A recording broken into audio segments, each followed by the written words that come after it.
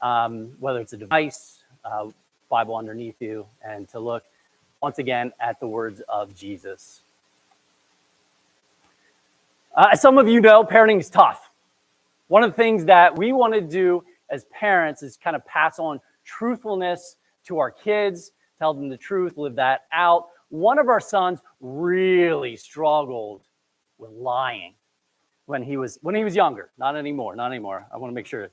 He would just lie and lie and lie. Did you put away your toys? Lie. Did you brush your teeth? Lie. Oh, you did? All right, good. All right. Did you hit your brother? Lie. One of the most frustrating and laughable times was surrounded when I told him he couldn't have any more chocolates. Yes, from the crowd, yes. Later I saw him, and I knew he had some chocolates. Not because I'm a super genius, so I'm a great parent, but it was pretty obvious. He kind of had it all over his mouth. It's kind of like a picture. I found one of back in the day of that's myself and my sister. Missed my mouth somehow. Who knows how that happens? So I was like, here's a chance for him to live out truthfulness in a simple way. Did you have some chocolate? Nope. I'm like, okay, let me handle this differently. I know you had some chocolate. Okay, I can literally see it on your face. He's like, no, you can't. He was caught up in lying, didn't seem to be able to get out. And as a father, what I wanted for him was his very best. I wanted him to be a person of truth. And our Heavenly Father wants what's best for us. And yet, we struggle to do what's right. Prone to wander, Lord, I feel it. I think oftentimes we act like we're smarter than God, where we know better. We know how our lives should go. And so we push away from God's commandments. And we're going to look at one of those commandments today, and it's the last in our series. We're focusing, the series called The End Commandments, we're focusing on things that Jesus said not to do. That's what the N stands for, is not. And so we've looked at fear not, we've looked at hate not, and we also have looked at judge not. And the not today is sin not. Sin not. And so our main point that we're going to talk about is don't sin, do obey. Don't sin. To sin is to disobey God, and it's in our nature to do so, to do what we're not supposed to do. And it's easy to get caught up doing those things. And sometimes when we try to wrap our minds around it, we think the problem is out there somewhere. The problem is that big dish of chocolates. That's the problem. The problem is our lousy neighbor. The problem is our coworker, that person at school. The reason that we're selfish, that we're angry, that we lie is somewhere out there. But that's not really the problem, is it? The problem lies within us, not outside of us. Our problem is sin, to miss God's mark for us. And it ties in well with our memory verse for the series. And the memory verse is pretty simple and straightforward from Romans chapter 12. Do not be overcome by evil, but overcome evil with good. Do not be overcome by sin in your life, but overcome that with good. How do we do that? Well, the simple point that we're making today is don't sin and do obey. Obey, that's doing what God wants instead of what we want to do. If we obey him, we just sang about it, his way is better. It is better for us, even though sometimes we think we know better, God's way is actually better. Life will be easier for us. But it's a lot, like this whole concept is a lot easier said than done. Some of you today came in and you're stuck. And you're afraid to bring what you're dealing with out into the open. You think hiding it somehow is better for you. So you tend to run away from Jesus. Run away from the gathering because you aren't doing well. But what if you didn't have to hide? What if there was someone who could meet you with truth and grace? What if there was someone who loved you no matter what? What if there's someone who made sure no matter what you've done that you can be forgiven? What if someone was so committed to you that he would take the punishment that you deserve? Wouldn't you rather run to that person instead of from that person? My hope is today that you'll see Jesus with fresh eyes, because he knows all about you and loves you anyway. So we're going to look at a situation today where someone's sin got exposed and see how Jesus reacted to that. So let's start by seeing the first thing, the trap for Jesus. So if you're taking notes, the trap for Jesus. Jesus is going to have an interaction here with the religious leaders, and he was not well liked by them. They were threatened by his popularity, by his teaching. They wanted him out of the picture. And so the plan early on was to set some traps for him to try to discredit him. And so today we're going to read about a clever trap that they have that to make him choose between love and law, between grace and truth, between people and principles. So we're in John chapter 8. We're going to look at, first of all, verses 1 and 2. But Jesus went to the Mount of Olives. Early in the morning, he came again into the temple, and all the people were coming to him and sat down and began to teach them. So here we start with the setting. It's early in the morning, and Jesus goes to the Temple Mount in Jerusalem. I have a picture of the modern day Temple Mount. Includes the Wailing Wall there in the front of it. Now, this was a special place. It was the one place in the entire earth where God's presence dwelt. And the temple area was the center of Jewish activity. People would come to pray. They would come to hear God's word. They would come to present offerings to God. This is the place where people entered with their sin and left free of guilt. It was an incredible place of grace and forgiveness. And it is ironic that we were going to see this is the place where these religious leaders are going to drag a woman to condemn her. So Jesus went to the temple. People followed him. They gathered around, wanted to hear him teach. So let's continue in verse 3. The scribes and Pharisees brought a woman caught in adultery, and having set her in the center of the court. So Jesus teaching, he's interrupted by these scribes and the Pharisees. These people were in positions of spiritual leadership over Israel. And here they drag a woman, put her in front of everyone, and she had been caught in committing adultery. So let's continue. They said to him, "Teacher, this woman has been caught in adultery in the very act. Now, the law of Moses commanded us to stone such women. What then do you say?" They were saying this, testing him, so they might have grounds for accusing him. So these religious leaders explain this woman wasn't someone that might be guilty of something. She was caught in the very act of adultery. There were witnesses to her sin. Now, remember what we just said. This is early in the morning. So what happened? Did they catch this woman the night before and then they're kind of huddled up all night trying to figure out what to do? Was this woman known for committing adultery and so they drag her out of the home in the morning? We don't have details. We just have questions about how this actually is being facilitated. But in their plan, They identified her. They dragged her to this place, to the temple, and they want it to be a public spectacle to discredit Jesus. Now, keep in mind, they cared less about this woman. She was just a pawn, a means to an end.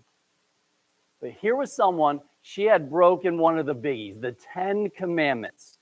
And it's not an obscure law. She knew that she broke the law. The religious leaders knew that she broke the law. Now everybody got to see that she was a lawbreaker. Can you imagine the scene? These religious leaders enter with anger, dragging a woman, making a beeline to Jesus. And this woman's just horrified. It's hostile. The crowd begins to grow. They're leaning in. What is Jesus going to do? But they point something to Jesus. They say, hey, there's a law here. Moses said we should kill her. What about you? What do you say? And things got quiet. Now, Jesus could have said, well, stone her. Like, if you already knew what the law said, why are you bringing her to me? He could have said, actually, that's not exactly what the law says. Let's look at the law here on the screen from the book of Leviticus. If there is a man who commits adultery with another man's wife, one who commits adultery with his friend's wife, the adulterer and the adulteress shall surely be put to death. Now, this is not designed to be a birds and the bees discussion. I'm just simply going to say it takes two to tango. Who is missing from this picture? We have the woman, but where's the man? It's a both and situation according to the law. Somehow, he's not there. The religious leaders only drag in this woman. Jesus doesn't say either one of those things. But there's this trap that's set for him. What would Jesus say? Would Jesus break the law or uphold the law? Would Jesus condemn this woman or spare the woman? Would he choose love or justice? Either way, they're looking to discredit Jesus. This felt like a lose-lose situation. Whatever he picked, they were going to use that against him. How would he respond? So let's look at the response of Jesus. The response of Jesus. So the people were waiting to see what Jesus would do, what he would say, how he would handle a difficult situation. Let's read the response. Again, verse 6. I'll start at the beginning. We'll continue. They were saying this to test him so they might have grounds for accusing him. But Jesus stooped down, with his finger wrote on the ground. But when they persisted in asking him, he straightened up and said to them, he who is without sin among you, let him be the first to throw a stone at her. Again, he stooped down and wrote on the ground. Oftentimes, when Jesus asks a question, he responds with a question. But he doesn't do that here. He wrote on the ground. So it's just unusual for Jesus.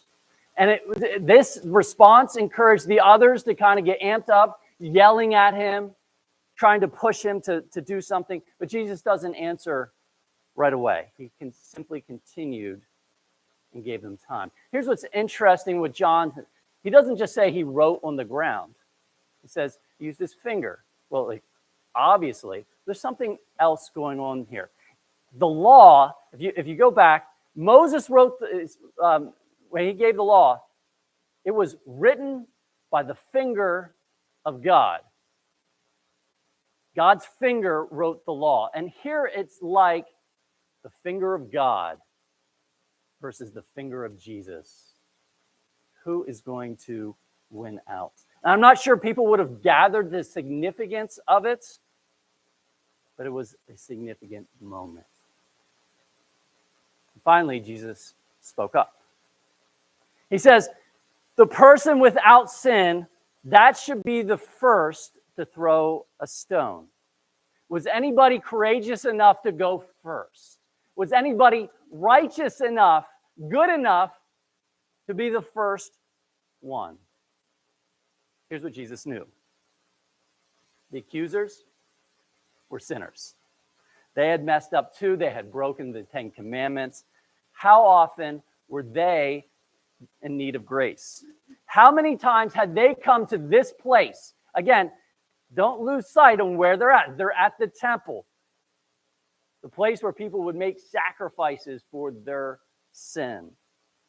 And so Jesus brought that to mind. They were standing in the place they had traveled to since their childhood to deal with their sin. Let's not forget where they were standing. He did not want them to forget their own need for grace. And so then he continued writing in the dirt. What did he write? Well, most people think it had something to do with sin. Maybe he was listing each person's sin, secret sin at that moment. Maybe it was a list of names of people that they had sinned with. Maybe he quoted himself and said, "Judge not, lest you be judged." Here's what we're seeing. Already we're seeing the grace of Jesus. The grace of Jesus. Jesus, unlike myself, always handled difficult situations well. And so he enters this trap with grace. He saw the woman. They didn't see a woman. They saw a pawn. He saw her, had compassion on her, and was somehow able to balance truth and grace. Let's look at verse 9.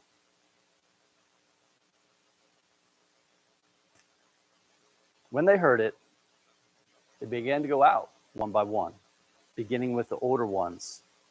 And he was left alone, and the woman where he was in the center of the courts. I think there's so many emotions going on in this scene. The woman, fearful for her life, filled with guilt and shame. She was exposed for all to see. I've been there. I know what that feels like. Then we have the religious, self-righteous anger, the judgment and the condemnation. I've been there too. And there's an experience of life-altering, life-giving grace. Thank God I've experienced that as well. And also this part where you're challenged. You somehow come in judgmental, but you've been exposed. Your pride's out there. You're embarrassed and you're humbled. Check, check, and check. So much that I can relate to in this situation. And so these religious leaders hear the powerful words of Jesus. They saw what he wrote. They realized where they were. They considered how many times where they deserved to be punished for their sins. And they began to leave. The oldest ones first, the ones who had made the most trips to the temple to pay for their sins. And one by one, the accusers left until only she was there left with Jesus. Verse 10. Straightening up, Jesus said to her, "Woman, where are they? Did no one condemn you?" Jesus asked, did no one condemn you? This is not a question of guilt. She was definitely guilty. It's not a question of accusation. She had already been accused. This was a question of judgment. Was there no one there to make you pay for what you've done? No one was left. Only Jesus and the woman. Only a guilty lawbreaker and the perfect Son of God. And so let's not miss the significance of this. There was one among them who had no sin. There was one who could have been the judge, jury, and executioner. There was one there that knew the evil things that she had done, and that one did not have a stone. And Jesus asked her, is there anyone there to condemn you? Verse 11, she said, no one, Lord. And Jesus said, I do not condemn you either. From now on, sin no more. And so she answered that there was no one there to condemn her. Somehow she knew that Jesus wasn't interested in that. There's this religious guy who did not act like other religious guys. He was different. She could tell that he cared. He loved her. And what did she call him? Did you catch that? No one, Lord. Lord kind of had this idea of boss. There's allegiance there. Somehow in this moment, her life had changed. She had been rescued by Jesus, and she was willing to give allegiance to this guy. She didn't have to run from him. And Jesus says something that's so important. Every one of us have been at this place where we needed to hear it, and even if when we hear it, sometimes we don't believe it. Jesus said, I don't condemn you for what you've done. I will not force you to pay for your wrongs. Let that sink in. Don't miss it. Jesus did not condemn a woman who had broken the law. He showed grace to someone who deserved death. There is a reason that this is one of the favorite Jesus stories that we have. When we point to some of our favorite stories, this is at the top of the list because we've been at this place where we've been found out, when we're guilty, when we deserve punishment. And yet Jesus meets this woman with compassion. I've never heard anybody disappointed by this story to say, oh, is that how it ends? Oh, she does. Oh, I was hoping that she would die. And there's nobody who ever has come to, and don't do that today. Don't that would ruin it for the second service. We resonate with this story. Why? Because she is us. We need grace. And Jesus has amazing grace for us. But he doesn't end there. He doesn't end with no condemnation. He added something. He says, go. From now on, sin no more. Starting that day, Jesus wanted a better future for her. He wasn't interested in dragging up her past. He wasn't going to spend time with her saying, hey, here's how you've messed up. Here's what you've done. She was free to go. But from now on, she was to leave her life of sin. And here we have the end commandment, our last one that we're talking about today, which is don't sin. Sin no more. The way that Jesus used this word sin, it's a sin of continual action. So essentially he's saying, stop letting sin rule over you. Stop living a lifestyle of sin. Stop letting those same harmful things rule over you again and again. So today's not command, we look at it and we're like, really? That's a lot. It seems impossible. We know ourselves. We know that we're sinful. Jesus was inviting this woman into so much more, and by extension to us, this fullness of life. And so today's point is don't sin, do obey. God's laws are designed to guide us into the best life possible. So we obey God, not because we have to, because we get to. He has our best in mind. And that's obvious as he interacts with this woman. He wanted what's best for her. And so the tone of Jesus towards a sinner who was caught and deserved punishment is very interesting.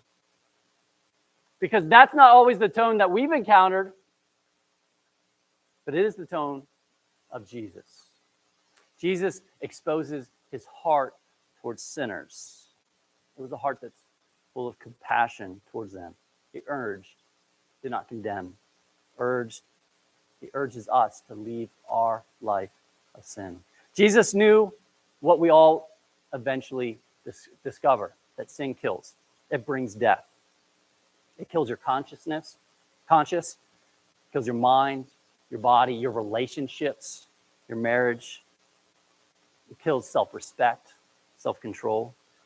And Jesus urges her to leave her life of sin for her own good. He didn't need to punish her already. She was already punishing herself. That sin was ruining her life, killing her reputation, hurting her. When you sin, you break God's heart partly because sin is breaking you. So let's look at the application from this. It's directly from the words of Jesus, leave your sin. From now on, let's forget yesterday, forget last week, last year, last decade. Starting today, leave your sin.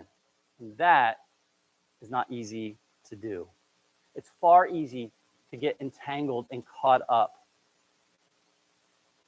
That's why Jesus urged us to leave our sin.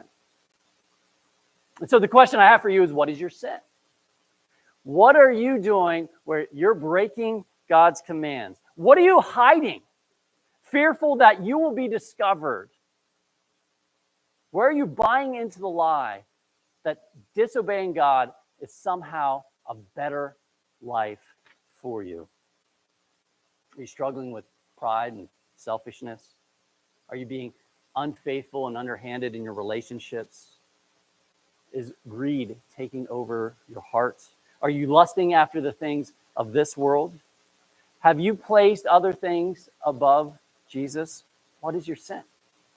Whatever that is, Jesus urges you to leave your sin.